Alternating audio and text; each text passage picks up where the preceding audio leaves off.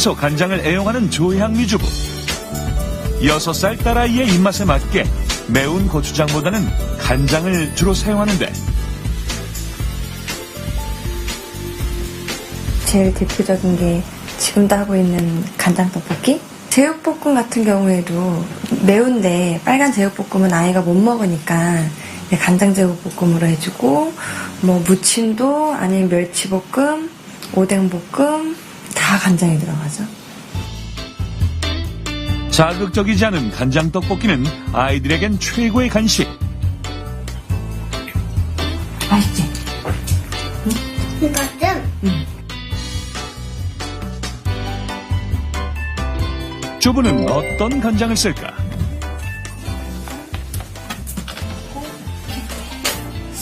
아, 이렇게 두 가지 쓰세요? 네. 원래 보통 그냥 뭐 미역국 이런 거 할 때는 이런 거 넣고, 그다음에 뭐 말 그대로 조림 간장, 뭐 볶음용 조림, 반찬할 때는 이런 거 넣고, 뒤에 보니까 식품의 유형 혼합 간장이라고 써 있네요. 이거는 그리고 혼합 비율이 양조 간장이 30%고 3분의 간장이 70%네요. 평소 뒷면은 확인하지 않고 구입했다는 주부. 보통 다 그냥 이렇게 콩으로 메주로 이렇게 해가지고 발효시켜서 만든 거라고 생각을 하지 혼합 간장인지도 몰랐고 3분의 간장은 뭘까요? 잘 모르겠는데요. 전문가는 소비자가 착각을 하고 있다는데 맛의 포인트가 달라요. 그것을 모르고 우리가 소비를 하고 있다는 거, 소비자한테 가르쳐 줘야 될 것은 바로 그 부분이죠. 지금 먹으면 그걸 다 맛있다고 이야기를 해요. 따뜻한 물에 간장을 타서 먹어보면 그 간장 맛이 어떤가를 분명하게 알 수 있죠. 그렇다면 혼합 간장은 어떻게 만들어지는 걸까? 그 식물성 단백질 분해물이라는 것을 두고 간장이라고 이야기하는 것은 문제가 있다라고 저는 이야기를 해요. 뭐로 불러야 되냐 그러면 간장 맛 소스가 정답이죠. 식초로 분해하는 게 아니라 초산으로 분해하는 게 아니라 염산으로 분해하니까 염산 분해 간장 이래야 맞는 거죠. 여인 탈지대두와 염산 외에도 여러 가지 화학 첨가물이 있어야 만들 수 있는데 탈지대두에 염산을 붓고 서로 잘 혼합되도록 섞어준다. 그 후 가열을 하면 아미노산이 생성되면서 탈지대두는 검게 변하는데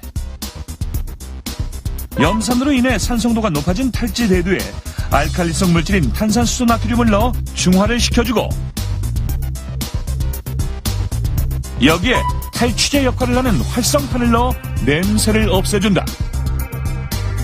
건더기와 용액을 걸러내면 염산으로 분해한 아미노산액을 얻을 수 있는데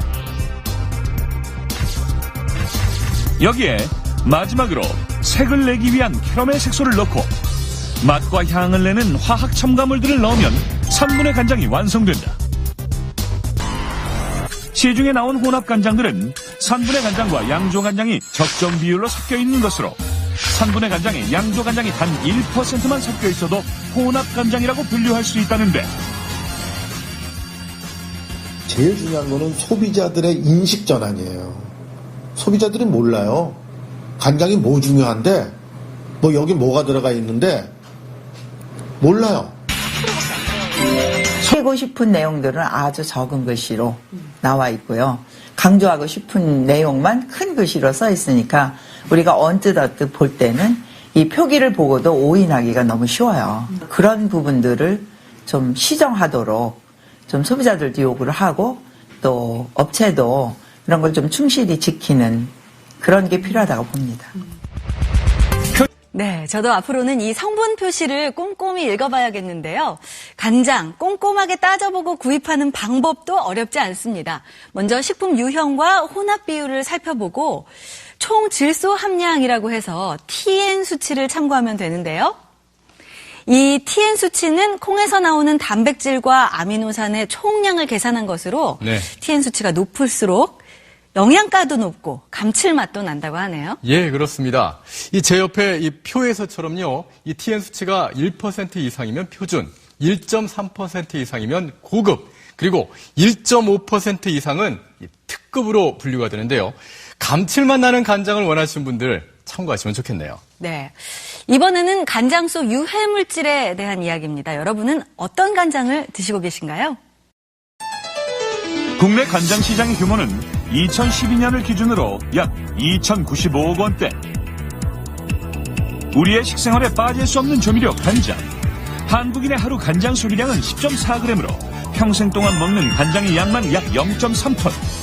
그런데 간장 속에 유해 물질이 있다. 시판되는 간장에서 암을 유발하는 물질이 함유되어 있는 것으로 실험 결과 드러났습니다. 이번에 검출된 발암 물질은 간장과 MCPD는 생쥐를 대상으로 한 실험에서 투여했을 때 치사율이 50%에 이를 1996년 우리나라는 산분해 간장 속에서 3-MCPD라는 물질이 검출돼 큰 혼란을 겪었다. 당시 세계보건기구 기준치인 EPPM보다 무려 25배나 많은 양이 검출됐는데 간장 제조 과정 중에서 생성되는 오염 물질인 3-MCPD. 당시 3-MCPD는 왜 문제가 됐을까? 세계보건기구에서 또는 세계 암연구소 이런 데서 암을 일으킬 수 있는 가능 물질 또는 추정하는 거예요. 그러다가 암을 일으켰다? 이거 없어요. 그래서 이게 논란이 많아요. 그런데 우려의 목소리도 있다. MCPD 같은 경우에서는 사람에게 독성을 나타낼 가능성이 충분히 있다고 생각합니다. 낮은 농도라고 해서 결코 안심할 수 있는 것은 아니라고 하는 거죠. 동물성 발암물질 이미 분명하고 이제 사람에게서 안 발생될지 이런 부분들이 아직은 이제 확증된 상태는 아니고요. 사람에게도 그냥 가능하다, 암 발생 물질이다라는 것들이 국제암연구소 IARC이라고 얘기하는데 여기서 입증이 됐기 때문에 2013년도 국제암연구소는 3-MCPD를 발암 가능 물질로 규정했다. 식약처의 허용 기준치 0.3ppm은 엄격하게 지켜지고 있을까?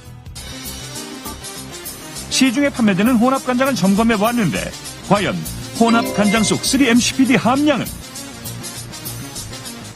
국제공인시험기관에 3-MCPD 함량을 의뢰했다.